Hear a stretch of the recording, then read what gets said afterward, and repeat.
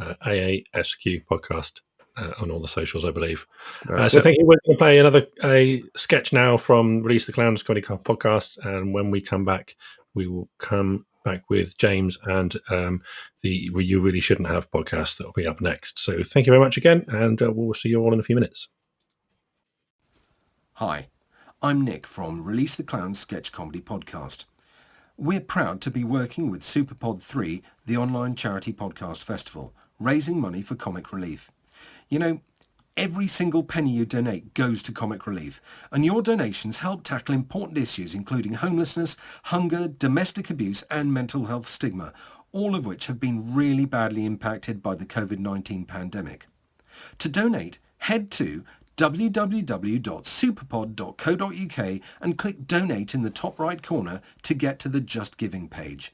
And if you're a UK taxpayer, don't forget to say yes to gift aid, so the government adds an extra 25% on top of your donation, with no extra cost to you. Isn't that brilliant?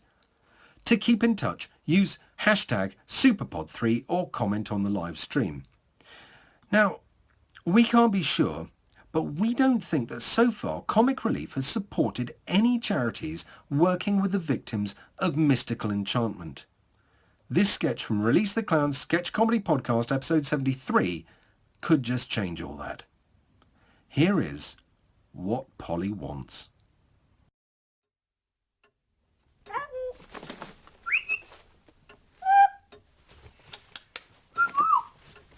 And the main phone socket is in here. Thanks, Miss Davis. Oh, call me Connie. Call me Connie. Call me Connie.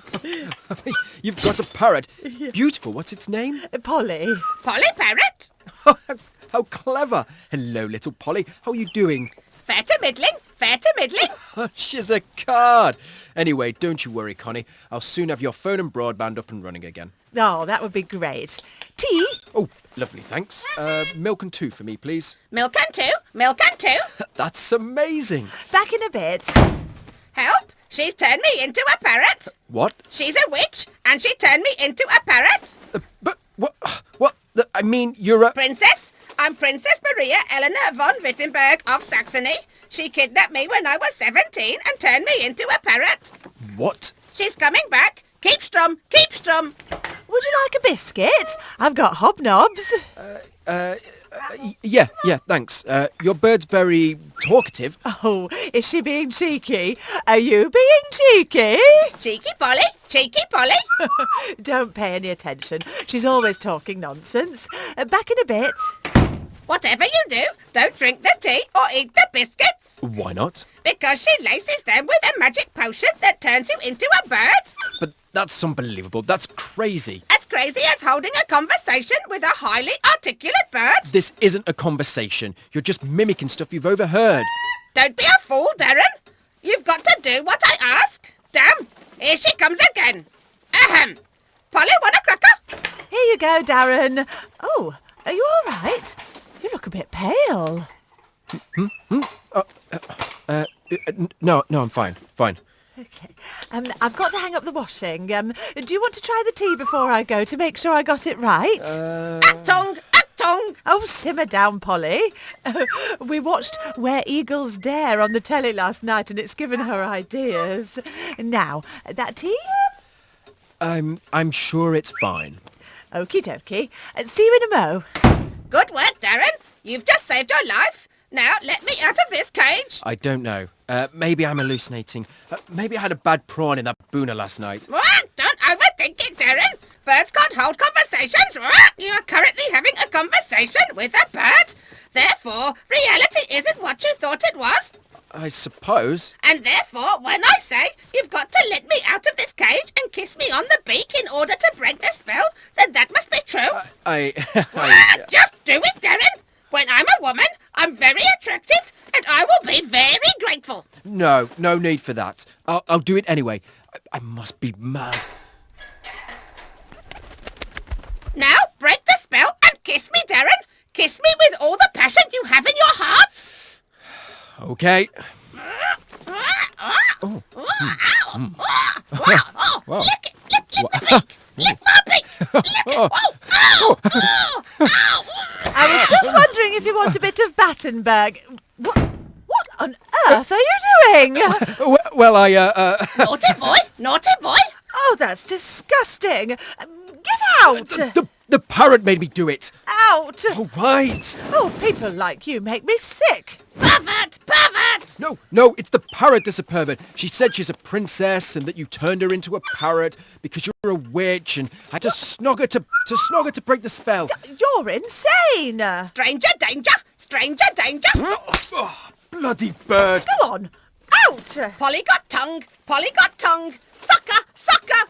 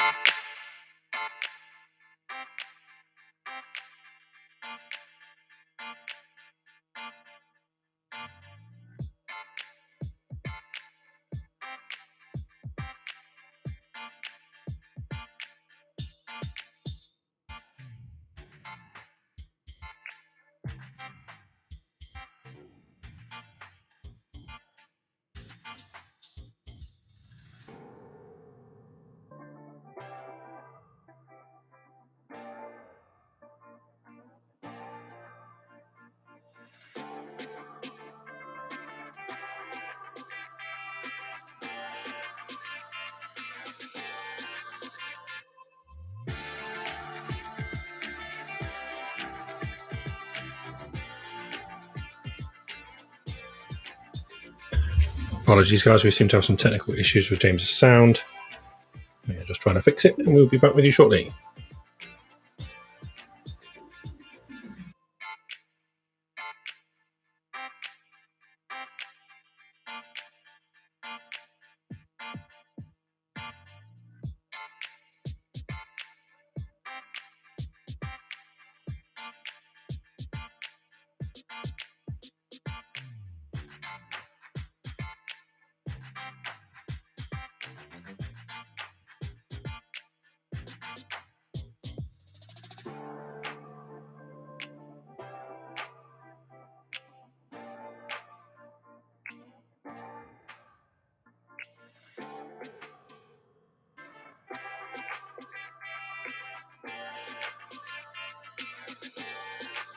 Can you hear me now? Yes, you can hear me now. Fantastic. Okay, what I'll do is I'll start again. Hello, everyone. Sorry for the technical issues. These kind of things happen in live broadcast, which is why I don't tend to broadcast live. Let's do it again. Al, thanks so much for your help. Hello and welcome. Finally, to this very special episode of You Really Shouldn't Have, all part of SuperPod Festival in aid of Comic Relief. all the podcasts here today are doing special shows to raise as much money as we can for comic relief, who support both great causes here in the UK and across the world. If you're able to donate, please do head to superpod.co.uk, click the big donate button in the top for more information. Thanks for joining. Thanks for sticking with us through the technical difficulties. I'm James Warwick, and this is You Really Shouldn't Have, the show dedicated to stories of forced smiles, fake gratitude, and most importantly, unwanted items. As each week, I sit down with a different guest to discuss their career, as well as unwrapping the story behind the worst gift they've ever been given. Joining me on this very special episode is comedian Sean Hegarty. Sean, how are you? Oh, no, I can't hear you. I'm joking. I'm just joking. Yes, I'm you're just here. joking. Can you hear me? I can hear you now. I was panicking for a second. I was like, oh, no, not him. How are you, my friend? You can hear me. Yeah, I'm good. Thanks. How are you? You good? I'm very well indeed. I'm looking forward to chatting to you all about bad gifts and everything in between. But I wanted to go right back to the beginning, if that's all right. And was performing always an interest of yours from an early age? No, the complete opposite. See, in school and stuff, James, I was the opposite of the class clown. I was just someone who was really, really quiet and really timid, and I only really found my voice when I was maybe like early to mid 20s. And I used to work as a care assistant in a nursing home for disabled adults. And basically before that, I worked as a water sports instructor, and I just wanted to get in out of the cold, because over in Ireland here, it's pretty much all 4 seasons every single day. So I went from working in a water sports center to working night shift in a nursing home. And I was just grateful just to be in and warm and cozy. And throughout the night, we would get loads of time in the middle of the night to sort of do our own thing, and everyone's would sit around and watch movies and stuff. Whereas I just like to keep active and stay working. And after a while, it was during the Edinburgh Fringe one year, and I used to download podcasts of people at the Edinburgh Fringe, just to give me something to listen to during the night. And after a while, I just got to the point where I was like, I could actually write some material here, or write some kind of jokes based on real life things that have happened to me. And I think people would find them funny if people are finding funny what these people are coming up with. So I just started saving notes in my phone all the time. And after about 3 or 4 months, I got to the point where I had about 10 or 15 minutes of material. So I just chopped it all down into maybe 5 minutes. And when it came around to the next Edinburgh Fringe, I booked for myself and my brother to go over to Edinburgh for a couple of days and watch a few shows. And when we were over there, I just went, here, I'm going to try stand up for the first time. My brother was like, no way. So I literally went to an open mic night one night at like 2 a.m. There was about 5 people in the audience. Everyone was either drunk or asleep. And I get up with my legs shivering, and I did about 3 or 4 of the 5 or 6 minutes that I was supposed to do.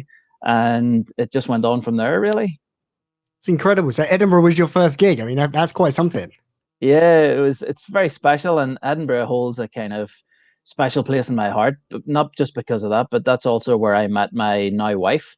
And we've been together nearly a decade. We got engaged in Edinburgh as well, at the top of the mountain. And Edinburgh is just really, really special to me. I really love the place. With your material being one-liners, I often ask comedians about sort of inspiration. I suppose that a lot of yours is more observational rather than trying to pull specific anecdotes from things that have actually happened to you personally.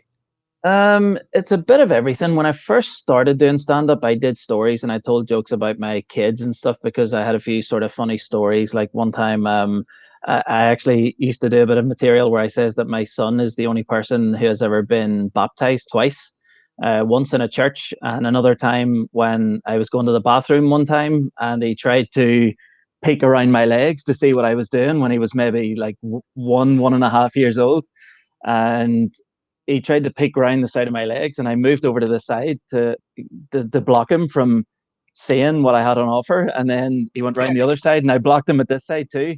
And then just when I thought that, everything was sort of like everything was fine, he just peeked his head under my legs, and he was like, "Daddy, what are you doing?" And a little bit of paint on his head, and that's a baptism of fire right there. And that was like some of the material that I used to do in the past. And then I don't know what happened. I don't know how I ventured on the one-liners. I think it almost came from feeling a little bit insecure on stage, and feeling a little bit nervous, and just wanting laughs to come as quickly and as often as possible. Like I couldn't bear when I went on stage and it took maybe 60 seconds to a minute to build up to a punchline in a story. So I think I just got to the point one time where I started doing a few sort of quicker bits of material or quicker jokes.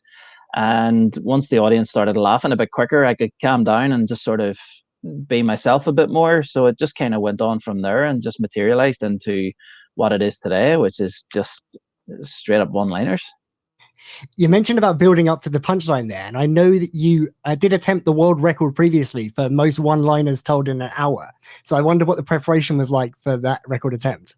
Well, that's something that didn't actually come into fruition. That was something that I'd hoped to do one day, and that must have been about 10 or 11 years ago. And whatever happened, I know there was an Australian guy who had the record then. I think Tim Vine broke it, and then this other guy broke it again. And I was getting ready, and everything was on course to do it. And then I can't remember what happened. I think just maybe my personal circumstances changed, and I went through a few things at home, and I just kind of put it on the back burner and just went in a different direction. I think a TV show cropped up, and there was a TV show over here called Find Me the Funny. And basically they went around the country and tried to source 6 comedians who they could bring to the Edinburgh Fringe to do a special show in like the last episode of the series. And it was almost like X Factor for comedians.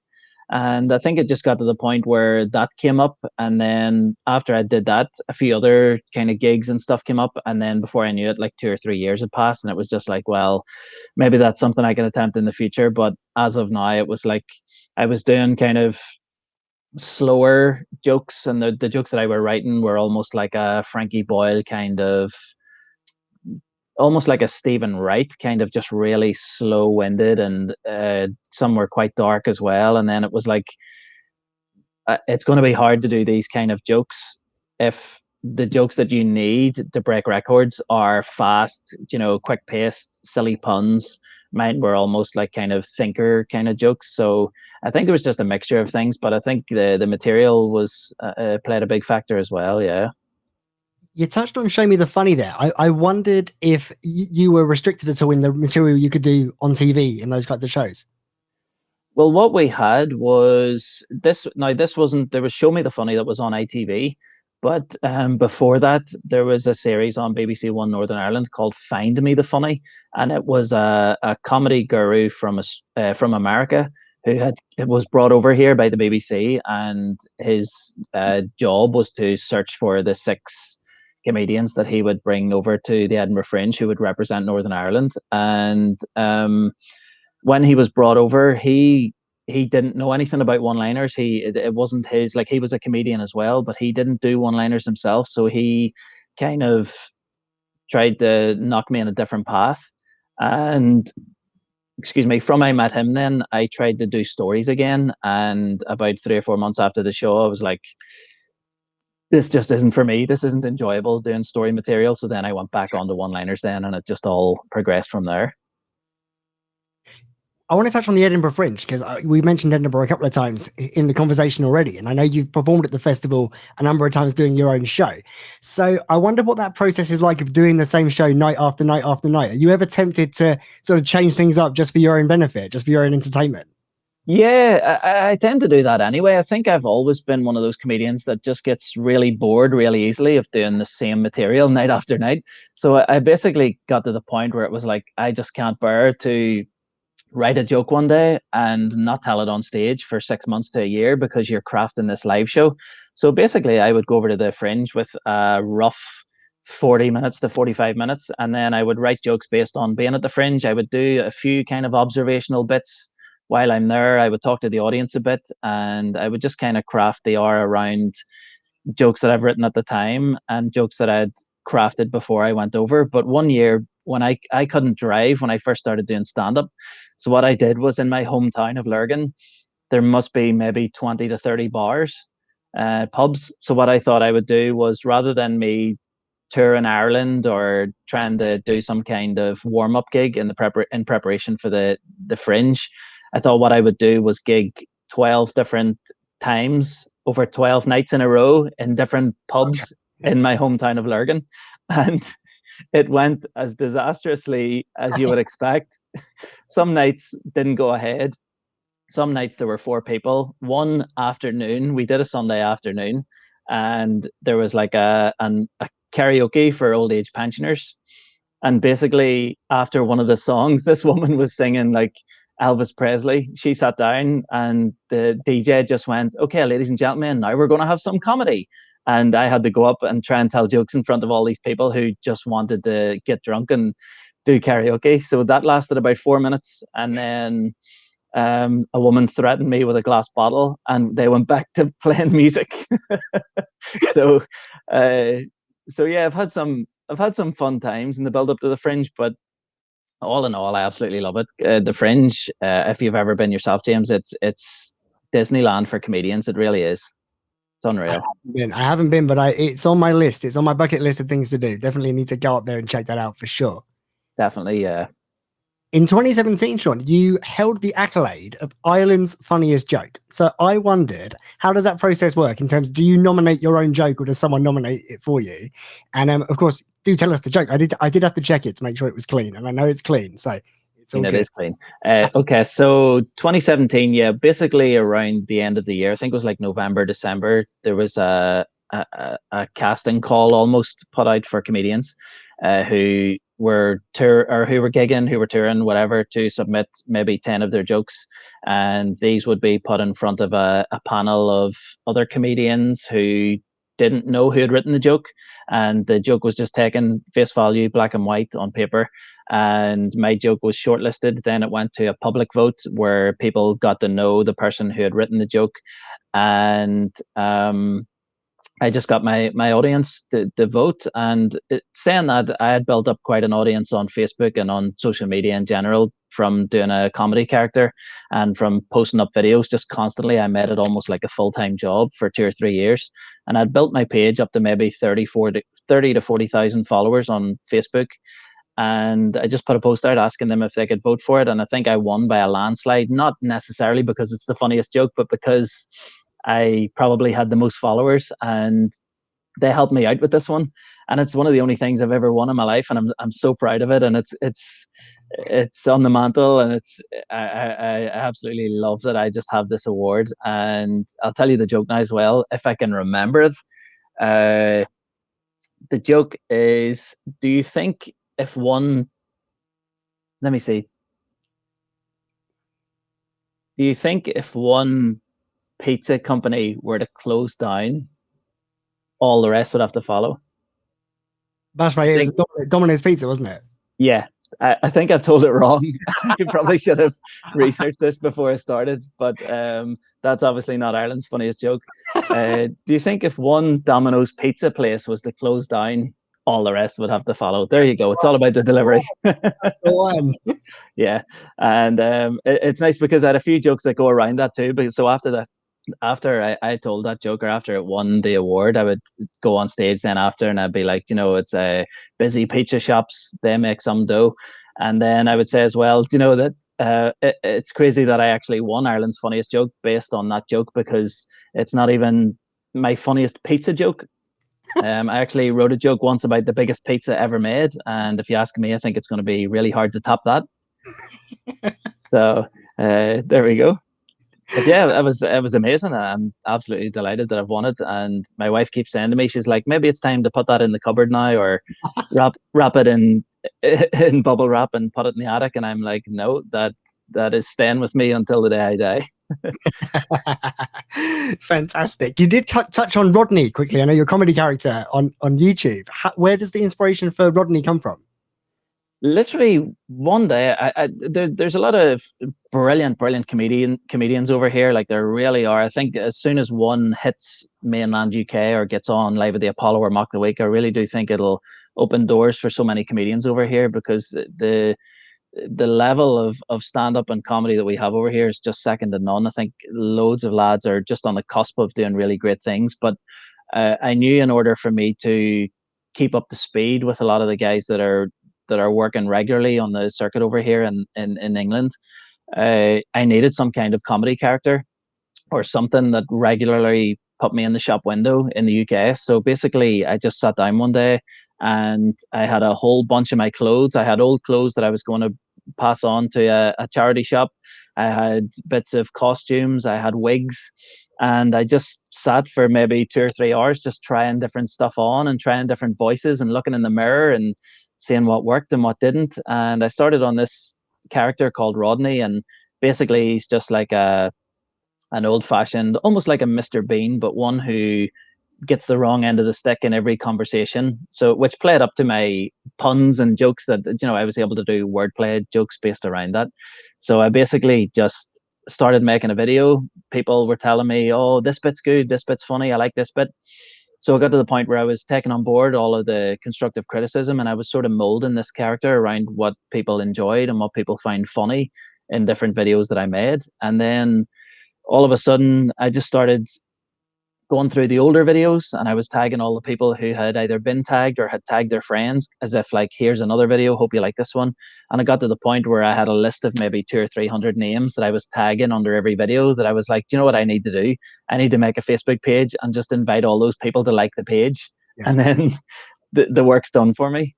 So that's what I did, and I started posting videos that way, and they all started tagging their friends tagged other friends, and the page just built up and up and up, and I'm so proud of it. But at the same time, Facebook has now almost disappeared from social media. It's not many people use it anymore, and one of the things that I should have done at the time, which I didn't, was encourage my followers to follow me on other platforms, whereas I didn't do that. I was just like, Facebook is where it's at for me, this is brilliant, I love it. And then I don't know what happened, the algorithm changed, they started charging for views, and it's just been clawing everything back from then and trying to keep things going and encourage people to follow me elsewhere as well. Absolutely. Absolutely. I wanted to touch on a couple of TV appearances you've made, of course, Sean. You were on Ireland's Got Talent in 2018. So I wondered how that experience was. And was there any extra pressure given that Jason Byrne is on the judging panel? Well, that's the thing. I did the BBC Radio 4 New Comedy Awards. I was on that. I was like a finalist on that, I think 2 or 3 years before. And Jason really enjoyed my stuff, and he followed me on social media after, on Twitter. And I followed him back, and we would like and share each other's tweets every now and again. And then one day I seen him post on Twitter that the Ireland's Got Talent was going to be a thing. And at that stage, like, I used to watch the Britain's Got Talent with my family. I used to watch X Factor and things like that, and I always watched Britain's Got Talent, and I always had it deep down inside me thinking, I wonder what would happen if I ever went on that show. I wonder if I would get axed off. I wonder if I would get through to the next round. And I knew it was a real gamble going into it, because a lot of those comedians can either get ridiculed, it can have a detrimental effect on their careers. And I just thought, you know what, I'm just going to give this a go, because why not? I feel like I have decent enough jokes that will make the audience laugh. Plus, in parts of my act, I play the keyboard. So I thought, if I can initiate the keyboard into my act, there's the kind of novelty side of things, or there's the gimmick that some acts need to progress in the show, or a show like that.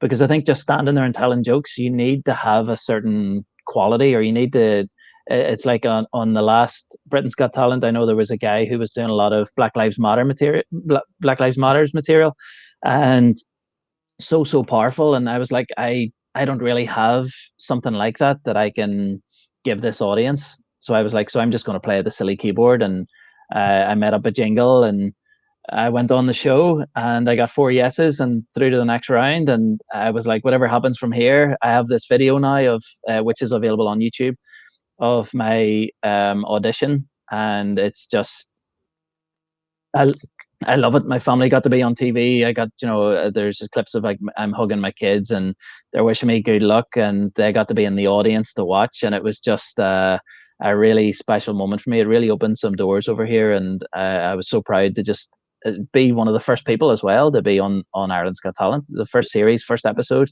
So it was brilliant. Fantastic. And I obviously can't have you here without touching on that viral mastermind appearance as well, that was ever so popular on social media. Did you ever expect it to go as viral as it did? And given that your subject was hilarious jokes, did you give them a hand in writing the material at all?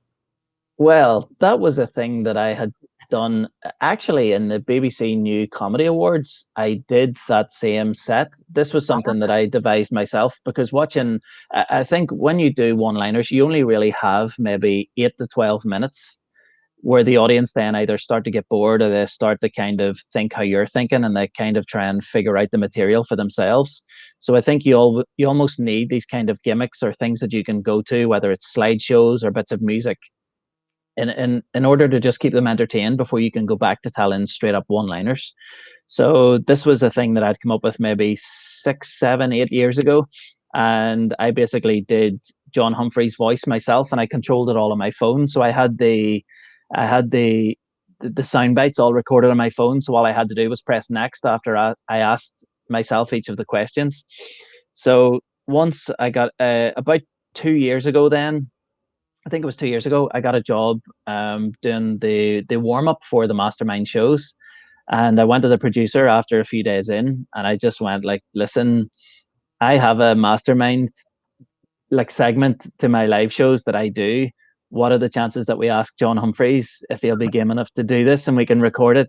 And it could even be an advert to show that the new series of Mastermind's coming out, because I think Mastermind had fully ended by then. Only it was bought by a company, I think, in Belfast, or it was they took it on board, and that's why it's filmed now in Belfast. And we took it to John Humphreys, and John Humphreys was like, yeah, let's give it a go. Let's do it. And the producer was like, yeah, we'll film it. We'll put it on social media. We'll give you a copy of it. You can have it to keep and stuff. And I actually have all the Mastermind cards and stuff at home. And it's brilliant. Yeah. And photos of myself and John Humphreys. And he was great. He took the mick out of me at times. He laughed at times. And we did it in one take. I created the entire thing from start to finish. The guys just printed out the Mastermind cards for John, give them to him. And we were like, right, John, just pretend this is another person coming on to answer questions, and we'll see how it goes. And it just went perfectly. We did it all in one take, and it was just, it was brilliant. Yeah, brilliant. It is brilliant. It is brilliant. If you're listening and you haven't heard it, you don't know what we're talking about, just go on YouTube and type Sean Hegarty Mastermind. It will come straight up.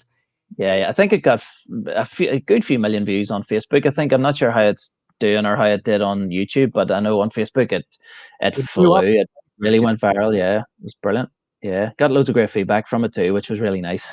Fantastic. I wanted to touch a little bit on COVID. I know, we've been talking about COVID with every guest we've had on this show for the last year, but it's obviously affected the comedies. It's affected everyone, but it's affected the comedy industry, especially with all the clubs closing, etc. How have you found it? I mean, have you been in many of the Zoom gigs? I mean, I know a lot of comedians I've spoken to hate the Zoom gigs. Have you done any of them? Yeah, I'm another one of those comedians that despise Zoom gigs. I really do. I think for me, stand-up's not just about me getting my jokes out there. It's about having those intimate moments with the audience and just sharing that moment where anything can happen. Someone gets up and goes to the toilet and you slag them off. Just all these things that sort of mold a really amazing experience for yourself and the audience at every gig. And as well as, like, just touching on what I said earlier in terms of writing material that it's so topical that I just do it on that day. I just do it on that gig and I never tell it again. And loads of things have happened like that before, where that's what draws me to doing stand-up. So when the first lockdown hit, I did maybe 3 or 4 gigs after a while. And to me, as a one-liner comedian, believe it or not, I always struggle to remember the order of my jokes. I almost know word for word the actual jokes, but I just can never remember a structure or a big list of them all together. So when it started, it benefited me really well because I had just pages sellotaped around my laptop, and I pretty much just read the jokes. So I was just sitting in my living room, just reading the material and getting paid for it. But I just always lacked that intimacy and that connection. And it's not the same when a dog barks in the background and someone's screen lights up and someone spills water and drops something, and it plays havoc with your emotions and your mind. And I just got to the point where I just said to my agent, listen, let me do other work. I don't want to do any more stand-up until this is all over. So I haven't really gigged in about a year, and I miss it quite a bit. Not so much as I would have thought, but I do voiceovers. I write as well. I do other forms of like presenting work or work on the radio. So there's quite a few things that I can do. So I'm not as badly affected as some of the other guys. But you do miss it, and I really can't wait for everything to get back to normal and we just all have those experiences together again. Absolutely. Let's hope it's not too much longer until we can get back into the live comedy scene. Sean, shall we have a little chat about some bad gifts? Yeah, of course. Oh my God! All right then. What is the worst gift you've ever been given? The worst. I know one year this isn't the worst, and I hope my mother-in-law isn't working. She's never been able to work Zoom or social media, so I highly doubt that she is. But one year, my mother-in-law got me a chess set, and I don't play chess. I've never shown an interest in playing chess. And my wife asked her why she bought me it, and she said it was because the color matched a wall that we had painted in our kitchen. And that is the only reason. And if she is watching, thank you very much for the present. I love it. But at the same time, I've never opened it. I've never used it. It's sitting in a drawer. I don't know if it'll ever see the light of day. We have since painted that kitchen wall 2 or 3 times. But that's what she decided to buy me. And fair play to her. It was a very nice gesture, but it was a bit of a terrible / weird present. Another one I received as well. We were doing an adult panto a few years ago, and the director of the pantomime or the adult show bought us all a present on the last night, and the present that he got me was a plastic replica of a poo, like a poo, and everyone got actually like well thought out presents. And I don't know if it was because I do stand-up comedy or because I just like to have a laugh or take things lighthearted, but he genuinely got me this plastic poo. And when I asked him why he bought me it, he just said he wanted to say that he got me a crap present. I was like, all right, I give you that, but it's going straight in the bin. Whereas other people were getting proper presents like jumpers and things that they could actually use in day-to-day life. So I just threw it in the bin and just get on with my day. Fantastic. It's brilliant. I've got a little game if you want to play it. It's a bad gift related game, and I've never played it on the show before. It's especially for SuperPod 3. Do you fancy giving it a go? Let's do it. Yeah, big time. I'll be back after this little bit of music.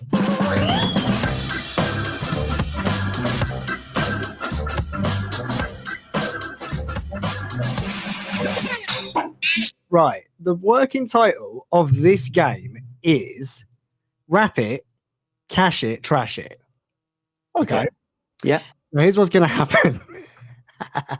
This may be the only episode of You Really Shouldn't Have that features this game. It's going to be an exclusive thing, Sean. And you are the I feel like you're going to explain the rules, but I think I know them based on the title. Yeah, I hope so. It's kind of loosely based on Snog, Marry, Avoid, but there's sort of less sexual contact involved. So the way it's going to work is we're having a virtual party, Sean, and it's your party. You're there, and you're going to choose one other guest. It can be a family member, it can be a friend, it can be a celebrity, whoever you'd like. Okay. Let's choose Bob Mortimer. Okay, we're gonna have you and Bob Mortimer, and then I've got a load of other celebrities on these lovely cards here. So I'll just start dealing them out, and you say stop when you want me to stop. Stop. Okay, Cristiano Ronaldo. There we go. Cristiano Ronaldo of Juventus. So he's at the party as well. So I've got a big list of rubbish gifts, and what we're gonna do is you're gonna pick 3 numbers, and all of those numbers correlate to a gift. Now, there's 3 things you can do. When you get a gift, you can either wrap it and give it to one of your guests, or to yourself, or to one of your guests. But there's a couple of things to help you out as well. You can either cash it, and if we cash it, each of those gifts have a monetary value next to them.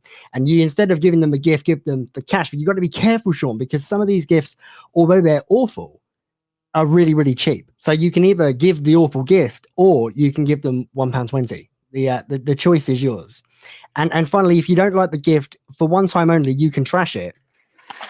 And if you trash the gift, then we get to pick another number. But you can only do that once. Does that all make sense? Yes, it's not the game I thought it was going to be, but yeah, it sounds fun as well. Okay. Give me a number between 1 and 26. 21. 21. Your first gift is a big mouth Billy Bass singing fish. You know, the big singing fish that go on the wall? Yeah, that's what you got. That's the first gift. So would you like to wrap it, cash it, or trash it? I will cash it. He's gonna cash it, and that is a very, very good choice because that one's worth £32.95 is the price I've got. So who's taking the £32? You, Bob, or Cristiano? Do you know what? I haven't gigged much in the past year. I'll take the money. Yeah, I don't blame you. I don't blame you there at all. What Ronaldo going to do with 30 quid? Do you know what I mean? Exactly. What is he going to do? That's what Ronaldo can do with 30 quid. It's like 10p, isn't it, to me and you? Bob Mortimer's Gone Fishing Show. I think that would have been maybe a nice. Come to think of it, it could have been a nice gift for him. It would have been very relevant, to the current times. But you know what? Them guys don't need the money. I'll take the 30 quid. Fantastic. I need your second number between 1 and 26 that isn't 21. Number 4, please. Number 4. Oh, not so good. Not so good, this one. A jumbo pack of 16 toilet rolls. Would you like to wrap it or trash it? Wrap it or trash it? Let's trash it. Down the toilet. In the trash. Okay, now that means that the next 2 gifts you have to wrap. You have to gift the last 2 gifts, whatever we get, because you've cashed it and you trashed it. Okay. So, Okay. On for Bob and Cristiano. Okay. Number. Someone's commented saying this feels like The Price is Right. It's not. I think The Price is Right had better things on offer. Number 7, please. Number 7. Oh, these are delightful things I found online. They are cigarette earrings. They are literally earrings the shape of cigarettes. Okay. I feel like Bob Mortimer would enjoy those. I think he could put them into a sketch or build them into a character. I think he would enjoy those. So let's give those to Bob Mortimer, I think. So Fantastic. am I wrapping that? Is that right? Yeah, you are wrapping that. Where's my sound effect? Very, very well remembered. You can come again. Final number then. Cristiano Ronaldo's present. It is all on this last number. Okay. I actually thought because he is number 7, I thought number 7 would have been very relevant to him, but it turns out it wasn't at all. I don't think he would enjoy.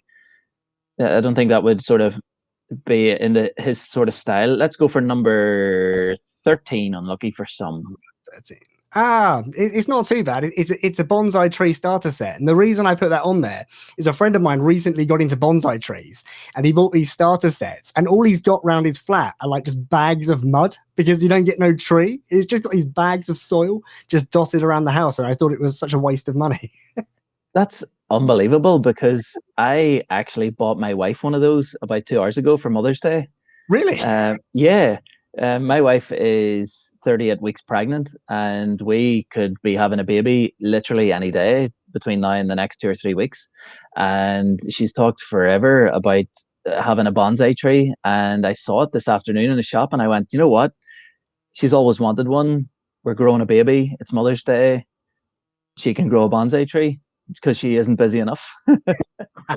Well, good luck. I hope hers grows slightly quicker than my friend's, because my friend's one just seems to be a bag of soil on his windowsill every time that I speak to him. And that's it. Just hasn't grown. No, it just hasn't grown. I don't know. Maybe he's doing something wrong though. Maybe that's the thing. Maybe because I was really hoping we could recreate the scene in Karate Kid down the line. We'll do a bit of waxing on, waxing off, and then we could sort of clip the bonsai tree while painting our fence. Fantastic.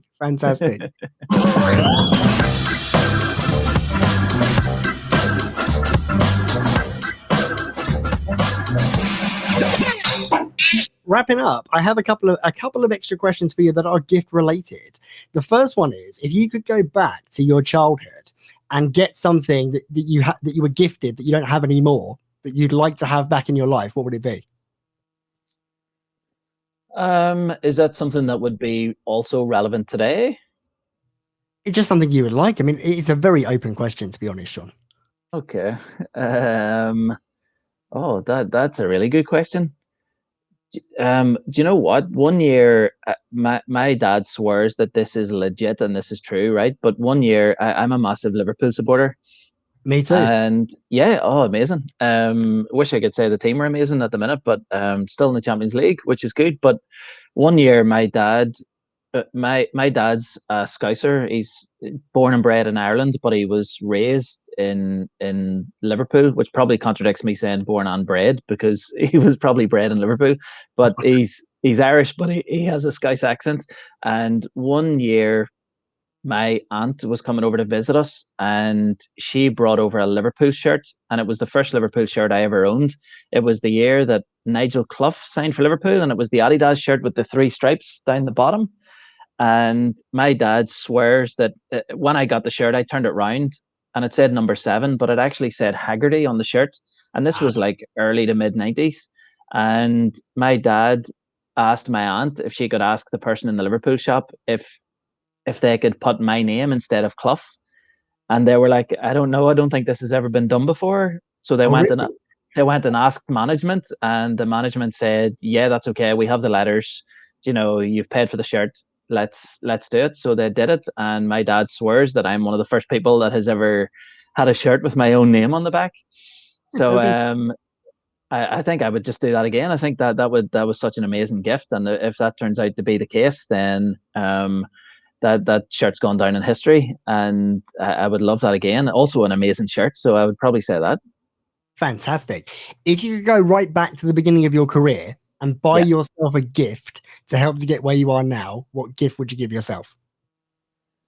Oh, another brilliant question. What gift would I give myself at the start of my career? This isn't really a gift, but experience is everything. I don't know if that does that constitute, can I say that? Yeah. I think experience is everything. And I think I would just, I would gift myself a car, and I would be like, just get out there, get the ferry over to England, just do what you have to do, and just get out there and just gig. And I think a car has helped me massively since I started doing stand-up in terms of just driving everywhere. I know the public transport system in England and everywhere else is pretty amazing. So I'm pretty sure you can get almost anywhere without a car in England, especially. But let's go with a car. Fantastic. And finally, Sean, where can people find out more about you and what you do? Just search my name on social media, to put my name into Google, and just take it from there, really. As I say, I've been building my Facebook page for about 4, 5, 6 years now. So that's my kind of main thing. But search for me on YouTube, search for me on Facebook. And if I can encourage people to support their local comedy clubs when this all comes back, just get out and support local comedy. Fantastic. Sean, thanks so much for being here on the very special show for SuperPod. I really appreciate you being here. That's a pleasure. Cheers, James. Thanks so much.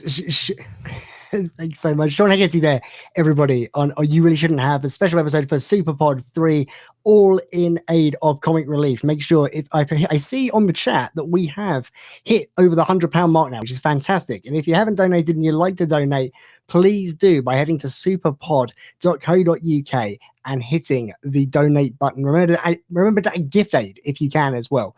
It all helps out.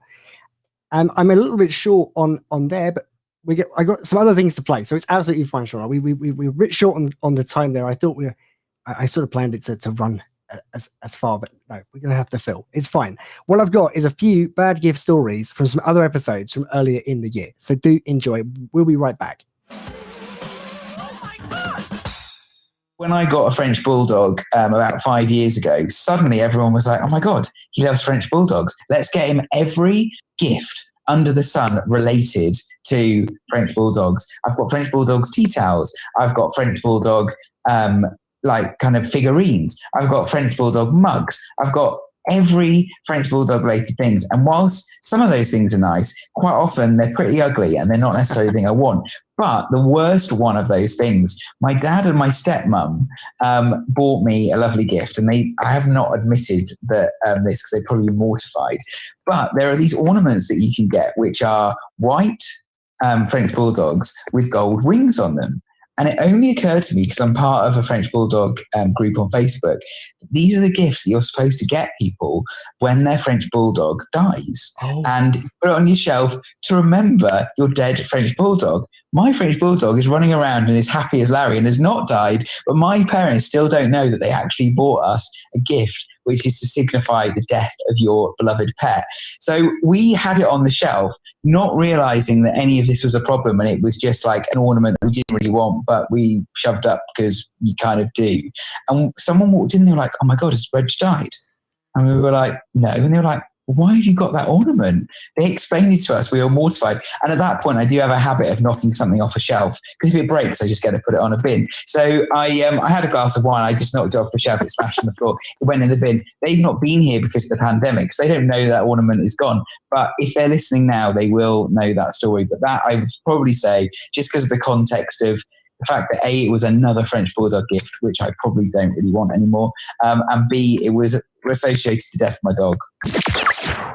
The worst one. This was the funniest. We got some relatives that my mum was so old-fashioned. She used to have those Capodimonte ornaments in her house. You know, those old-fashioned like dancing ladies and stuff. And I used to take the mick out of them all the time. But my relatives, who you would see these ornaments, thought I liked them.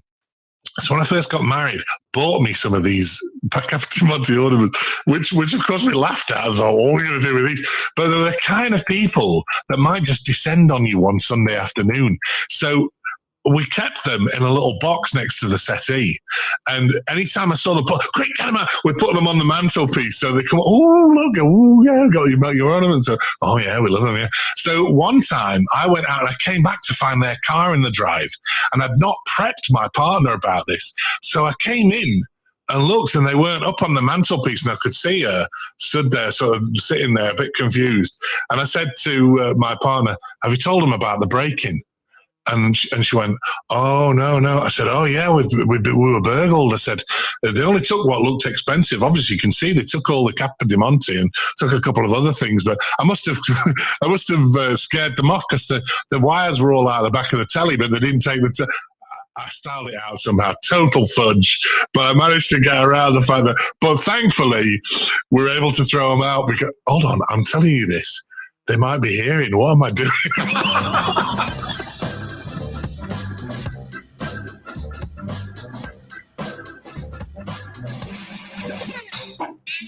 A couple of bad gift stories there from some previous episodes. If you enjoyed those and want to hear more, there's plenty of episodes. Wherever you find your podcast, just search You Really Shouldn't Have. We're also on Twitter and Instagram at BadGiftsPod and online at badgiftspod.com.